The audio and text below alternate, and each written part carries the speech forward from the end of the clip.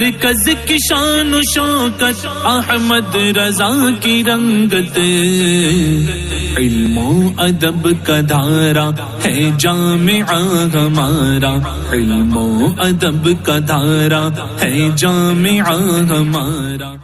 کہ امام اعظم رحمۃ اللہ تعالی علیہ کے قول سے عدول ہرگز نہیں کیا جائے گا سوائے ایک صورت کے، صورت خاصہ کے بغیر امام اعظم رحمۃ اللہ تعالی علیہ کے قول سے عدول نہیں کیا جائے گا۔ فرماتے یہ ہیں کہ انہوں نے کہا ہے، علامہ ابن شلبی کے فتاوے میں عبارت ہے، اس عبارت کو نقل کیا ہے، اور وہ یہ ہے، لیس للقاضی ولا للمفتی العدول عن قول الامام الا اذا صرح احد من المشائخ بان الفتوى على قول غیرہ۔ پوری یہ عبارت ہے جس کا خلاصہ یوں ہے کہ قاضی صاحب کے لیے اور مفتی صاحب کے لیے امام کے قول سے عدول کرنا یہ رواں نہیں ہوگا، البتہ اگر مشائخ کرام رحمہم اللہ تعالی علیہم اجمعین میں سے کسی ایک کی طرف سے اگر اس چیز کی صراحت واقع ہو گئی ہے کہ فتویٰ امام اعظم کے سوا دوسرے کے قول پر ہے، تو اب قاضی کو یہ حق حاصل نہیں ہوگا کہ وہ امام اعظم کے قول کے سوا کسی مسئلے میں دوسرے قول پر ایسے فتویٰ دے یا فیصلہ کرے کہ جس مسئلے میں امام کے سوا دوسرے کے قول کو ترجیح نہیں دی گئی ہے، یہ اس کے لیے جائز نہیں ہوگا۔ اور اگر اس نے امام کے قول کے خلاف فیصلہ کر بھی دیا، مان لو قاضی نے امام کے قول کے خلاف فیصلہ کر دیا، تو اس کا فیصلہ نافذ نہیں ہوگا، غرض کہ اس کے فیصلے کے لیے ٹوٹنے کے سوا کوئی چارہ نہیں ہے۔ ہاں، امام اعظم کے قول پر اگر فتویٰ دے رہا ہے وہ، تو بلا شبہ اس کا فیصلہ اور اس کا فتویٰ بالکل لیا جائے گا۔ اس کے بعد علامہ شامی رحمۃ اللہ تعالی علیہ نے یہ جو امام اعظم رحمۃ اللہ تعالی علیہ کا قول ہے، لا یحل لأحد ان یفتی بقولنا، اس کی توجیح پیش فرمائی ہے، اور اس کے بارے میں یہ کہا ہے کہ یہ عبارت دو معنی کا احتمال رکھتی ہے، اس میں دو معنی پائے جاتے ہیں۔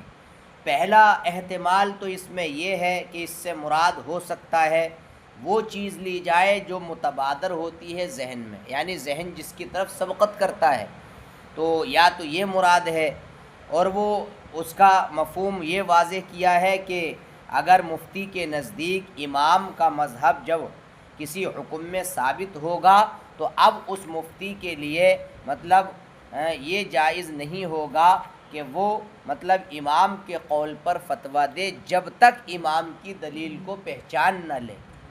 پہلے احتمال انہوں نے یہاں تک یہ ذکر کیا، اور یقیناً یہ اجتہاد والے مفتی کے ساتھ خاص ہے، مقلد محض کے ساتھ خاص نہیں ہے، کیونکہ تقلید انہوں نے کہا ہے نام ہے هو الاخذ بقول الغیر بغیر معرفت دلیلہ، یعنی تقلید نام ہے دوسرے کے قول کو اس کی دلیل کے پہچانے بغیر لے لینے کا نام تقلید ہے۔ پہلا احتمال یہ ذکر کیا، ذرا غور سے دیکھیں، لا يعدل عن قول الامام الا فی صورت، امام کے قول سے عدول نہیں کیا جائے گا مگر ایک صورت میں، وفی فتاوی العلامہ ابن الشلبی، اور علامہ ابن شلبی کے فتاوے میں ہے، لیس للقاضی ولا للمفتی العدول عن قول الامام، قاضی کے لیے اور مفتی کے لیے امام کے قول سے عدول کرنا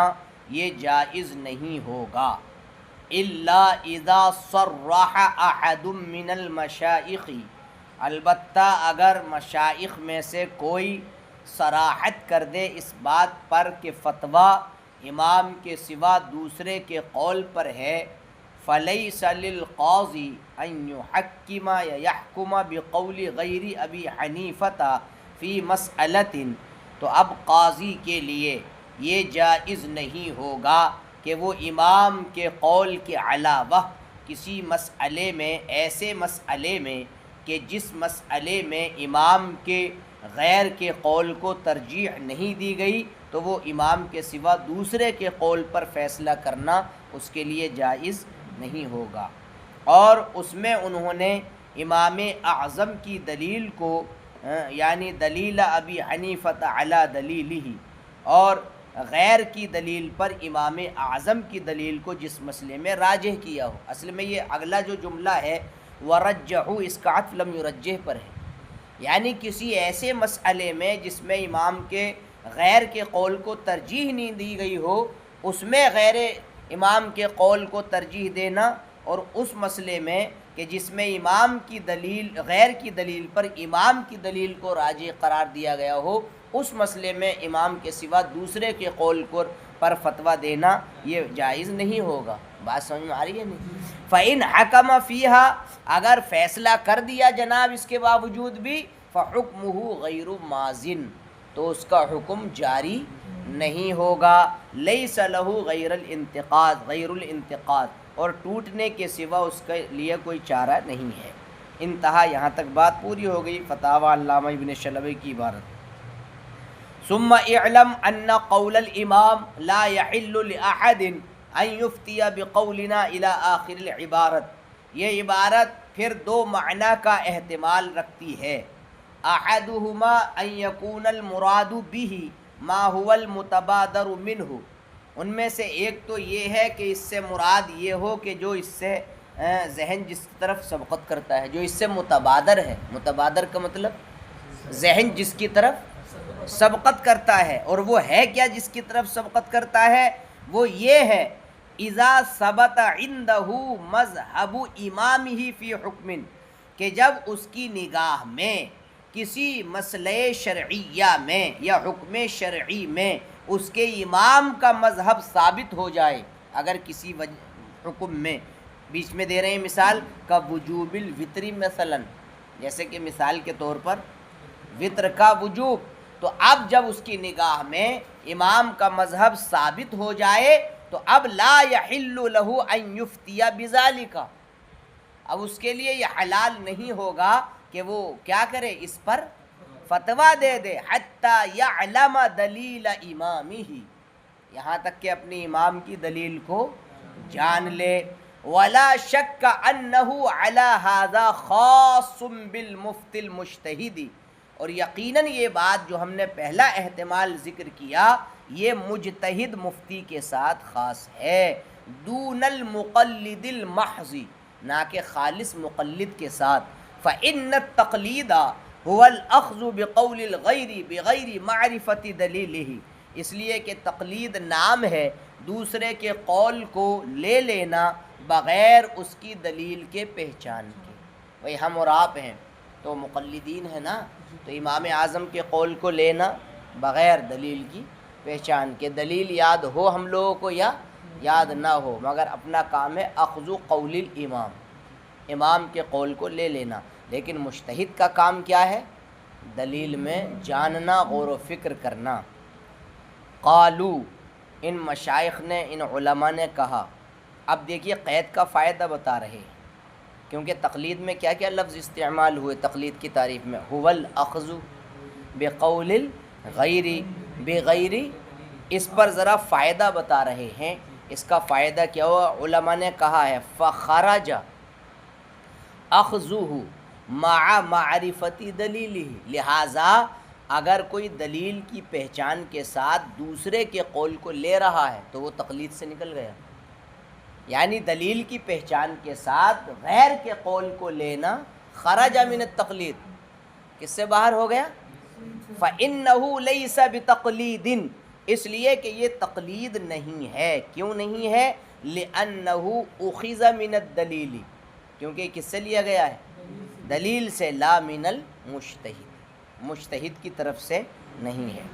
بل قیلا، بلکہ یہاں تک کہا گیا ان اخذہ مع معرفت دلیلہ ہے نتیجۃ الاجتہاد، بلکہ کہا گیا نہیں ان اخذہ، یہ انا ہے ان نہیں ہے، بلکہ کہا گیا کہ غیر کے قول کو لینا، بے شک غیر کے قول کو لینا دلیل کی پہچان کے ساتھ یہ اجتہاد کا ہی نتیجہ ہوتا ہے۔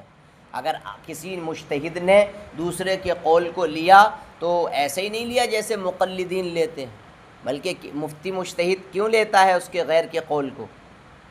اجتہاد کا نتیجہ، غور کرتا ہے۔ لأن معرفت الدلیل، کیونکہ دلیل کی پہچان انما تکون للمجتہد، دلیل کی پہچان صرف کس کو ہی ہوتی ہے؟ مجتہد کو ہی ہوتی ہے۔ کیوں؟ لتوقفها، کیونکہ وہ دلیل کی پہچان موقوف ہوتی ہے اس بات پر کہ دلیل معارض سے صحیح سالم ہے یا نہیں، یہ پہچان ہونا ضروری ہے نا بھائی۔ جو یہ پہچانتا ہوگا کہ دلیل معارض اور مخالف سے سالم ہے، تو جب یہ پہچان ہو جائے گی تو دلیل کی پہچان ہو جائے گی۔ وَهِيَ مُتَوَقِّفَةٌ عَلَى اسْتِقْرَاءِ الْأَدِلَّةِ، اور دلیل معارض سے سالم ہے، اس کی پہچان ادلہ کے استقراء پر موقوف ہے۔ ساری دلیلیں ذہن میں کیا ہوں؟ حاضر ہوں، ساری دلیلیں یاد ہوں، ساری دلیل اس کے خانہ ذہن میں محفوظ ہوں۔ وَلَا يَقْدَرْ عَلَى ذَلِكَ إِلَّا الْمُجْتَهِدُ، اور اس پر کون قدرت پا رہا ہے؟ صرف یار مجتہد کی شان یہ ہے کہ تعجب ہے کہ اس کے ذہن میں سارے دلائل، ساری نصوص اور چوں چرا ضعف و قوت کے پہلو سارے کے سارے اس کے ذہن میں موجود ہوتے ہیں، تب وہ یہ تمیز دیتا ہے کہ بھائی اس کی دلیل کیا ہے؟ مضبوط ہے، اور اس کی دلیل کمزور ہے۔ اما مجرد معرفت ان المجتہد الفلانی اخذ الحکم الفلانی، فا پر فتح بھی ہے اور پیش بھی ہے، فلان بھی ہے، تو ان المجتہد الفلانی یعنی فلاں مجتہد، تو لیکن اس بات کی پہچان کہ اگر فلاں مجتہد نے فلاں حکم شرعی کو فلاں دلیل سے لیا ہے تو اس میں کوئی فائدہ نہیں، فلا فائدۃ فیہا، صرف یہ پہچان کرنا۔ کیوں؟ فلا بد ان یکون المراد من وجوب معرفت الدلیل علی المفتی، لہٰذا اب اس سے مراد کہ مفتی پر دلیل کی پہچان یہ ضروری ہے، اس سے مراد یہ ہے ان یعرف حالہ، کہ وہ کس کا حال پہچان ہے؟ کہ اس کا حال پہچان ہے، کس کا؟ دلیل کا۔ کیوں؟ حتی یصح لہ تقلیدہ فی ذلک، تاکہ اس معاملے میں اس کی تقلید اس کے لیے صحیح ہو، مع الجزم بہ و افتاء غیرہ بہ، اس پر یقین کے ساتھ اور غیر کے اس پر فتویٰ دینے کے ساتھ۔ وَهَذَا لَا يَتَأَتَّى إِلَّا فِي الْمُجْتَهِدِ فِي الْمَذْهَبِ، اور یہ چیز حاصل نہیں ہوتی ہے مگر مجتہد فی المذہب میں، اور مجتہد فی المذہب بھی کہہ رہے ہیں وَهُوَ الْمُفْتِي حَقِيقَةً، مجتہد فی المذہب ہی حقیقت کے اعتبار سے کیا ہے؟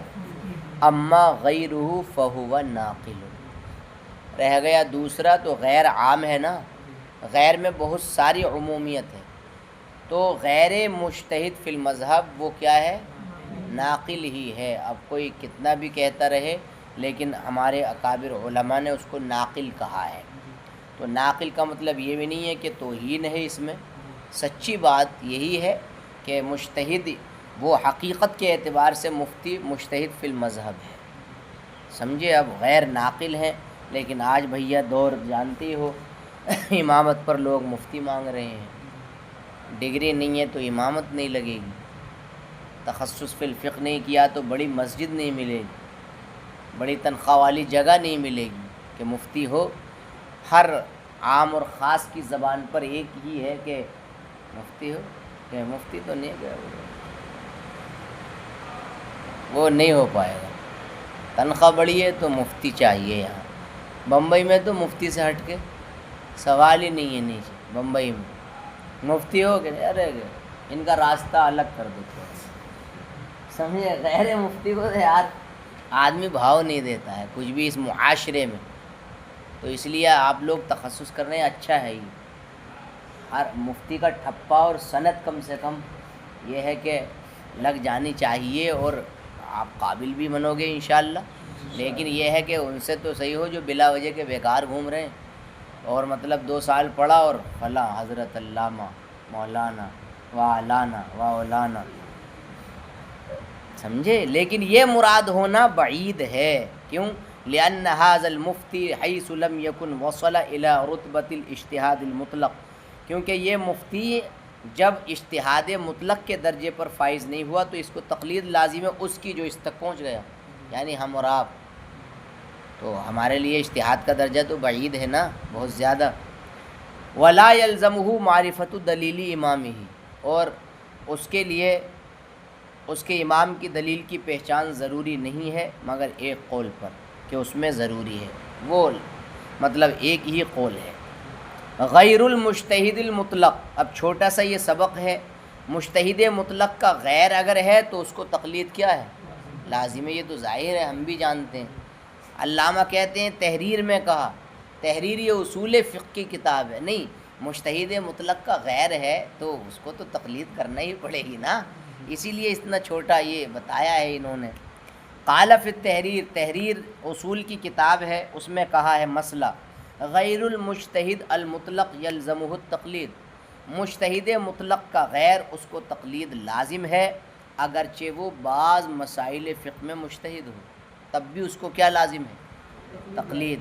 یا بعض علوم میں اجتہاد کرنے والا ہو، جیسے کہ فرائض، علم فرائض میراث، علی القول بتجزی الاجتہاد، اجتہاد کے تجزی کے قول پر۔ اصل میں اس میں اختلاف ہے، آپ جب تحریر کتاب پڑھیں گے اور پھر اس کی تحبیر اور تقریر شرح پڑھیں گے علامہ محمد بن امیر الحاج حلبی کی، تو اس میں تفصیلی بحث یہ ہے کہ آخرکار اجتہاد تجزی کو قبول کرتا ہے تقسیم کو، یا تقسیم کو قبول نہیں کرتا ہے، یعنی کوئی انسان بعض مسائل میں مجتہد ہو سکتا ہے نہ کہ بعض میں، یہ جائز ہے یا ناجائز؟ کوئی انسان بعض علوم میں مجتہد ہو سکتا ہے جیسے کہ علم فرائض، اور بعض میں نہیں جیسے کہ علم فقہ یا مسائل کا نکالنا، تو یہ اجتہاد مانا جائے گا یا ایسے کو تقلید جائز ہوگی یا کیا؟ تو کچھ لوگوں نے تو یہ کہا کہ نہیں، اجتہاد تجزی کو قبول نہیں کرتا ہے، وہ ہوگا تو پورا مجتہد ہوگا سارے مسائل میں، اور بعض میں ہو بعض میں نہ ہو، ایسا نہیں چلتا۔ اور کچھ لوگوں نے یہ کہا کہ نہیں، اجتہاد جو ہے تجزی کو قبول کرتا ہے، انسان بعض مسائل فقہ میں مجتہد ہو سکتا ہے بعض میں نہیں، یا بعض علوم میں مجتہد ہو سکتا ہے بعض میں نہیں۔ تو جن لوگوں نے تجزی اجتہاد کا قول کیا ہے ان کے یہاں بھی وہ مجتہد فی بعضی مسائل الفقہ وہ بھی کیا کرے گا؟ تقلید کرے گا۔ اس لیے کہا ہے یہ علی القول بتجزی الاجتہاد وہو الحق، اور یہی قول کیا ہے؟ یعنی تجزی اجتہاد کا قول۔ تو اب اس کا غیر اس میں تقلید کرے گا وہ اپنے غیر کی کہ جس پر وہ قادر نہیں ہے۔ یہاں تک بات ہو گئی مکمل۔ اب یہاں بھی ادھر آ جائیے، اس میں یہ کہا ہے کہ یعنی جو عالم ہوتا ہے اس کو مطلب یہ ہے کہ تقلید کیا ہوگی؟ لازم ہوگی یا نہیں؟ تو عالم کے سلسلے میں کہا گیا ہے کہ اس کو تقلید لازم ہوگی اس شرط کے ساتھ جبکہ مجتہد کی مسند کی صحت اس پر ظاہر ہو جائے، یعنی مجتہد کی جو دلیل ہے اس کے لیے روشن اور آشکارا ہو جائے، ورنہ اس کے لیے تقلید جائز نہیں ہے اگر اس پر آشکارا نہ ہو۔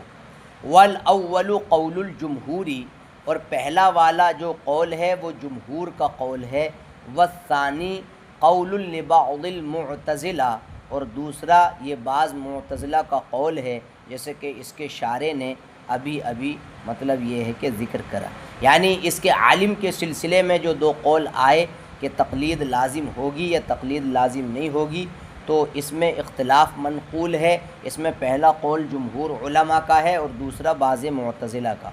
تو اب مصنف کا قول یعنی یلزمہ التقلید، تحریر کے حوالے سے یلزمہ التقلید جو کہا ہے، تو انما یلزمہ التقلید، اس میں فرماتے یہ ہیں مع ما قدمناہ من تعریف التقلیدی، یعنی یہ قول یلزمہ التقلید اور اس کے ساتھ ساتھ وہ جو تقلید کی تعریف گزری وہ کیا گزری؟ الاخذ بقول الغیر بغیر معرفت دلیلہ، اس کو ملا کر کے اور یہ قول اس بات کو بتا رہا ہے کہ ان معرفت الدلیل للمجتہد المطلق فقط، کہ دلیل کی پہچان یہ صرف کس کے لیے ہے؟ مجتہد مطلق کے لیے ہے، وَإِنَّهُ لَا يَلْزَمُ غَيْرَ، اور غیر کے لیے لازم، وَلَوْ كَانَ ذَلِكَ الْغَيْرِ، اگرچہ وہ غیر کیا ہو؟ مجتہد فی دیکھا، اگرچہ وہ غیر کیا ہو؟ مجتہد فی المذہب، تو دلیل کی پہچان مطلق مجتہد کے لیے ہے۔ لیکن نقل الشارع عن الزرکشی من الشافعیہ، لیکن علامہ زرکشی کے حوالے یعنی زرکشی سے شارع نے نقل کیا شافعیہ میں سے، ان اطلاق الحاقہ بالعام الصرفی، یعنی مجتہد فی المذہب کو عامی محض کے ساتھ لاحق کرنے میں نظر ہے۔ بھائی یہ کہا نا کہ دلیل کی پہچان کس کے ساتھ ہے، اور مجتہد فی المذہب کو کیا کر دیا؟ کس کے لاحق کر دیا؟ عام کے ساتھ۔ تو کہہ رہے ہیں کہ اس کو لاحق کرنا مطلقاً عامی محض کے ساتھ اس میں نظر ہے، خاص کر مذاہب کے اتباع میں، مذاہب کے اتباع میں، یعنی فی اتباع المذاہب المتبحرین، خاص کر وہ جو یعنی متبحرین فی المذاہب المتبحرین، یعنی خاص کر جو اپنے مذاہب میں کیا ہے بہت زیادہ علم رکھنے والے ہیں۔ اتباع جمع ہے، یہ کس کی؟ اتباع، افعال کے وزن پر، تابع کی، اس لیے کہ وہ خاص کر فی اتباع المذاہب المتبحرین، بہت زیادہ علم رکھنے والے مذاہب کے اتباع میں، فإنہم لم ینصبوا انفسہم، کیونکہ انہوں نے اپنے آپ کو مقلدین کے درجے پر قائم نہیں کیا، ولا شک فی الحاقہم بالمجتہدین، اور ان کو مجتہدین کے ساتھ لاحق کرنے میں کوئی شک بھی نہیں ہے، کیونکہ ایک مجتہد کی تقلید نہیں کرتا ہے۔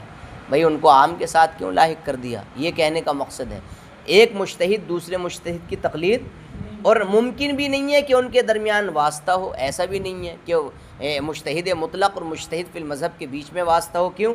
کیونکہ ہمارے لیے ان دو حالتوں کے سوا کوئی حالت نہیں ہے کہ یا تو وہ مجتہد مطلق ہوگا اور یا مجتہد فی بیچ میں کوئی واسطہ نہیں ہے۔ تو پھر جب واسطہ نہیں ہے تو اب ایسی صورت میں مجتہد فی المذہب کو عامی محض کے ساتھ لاحق کرنے میں کیا ہے؟ نظر ہے۔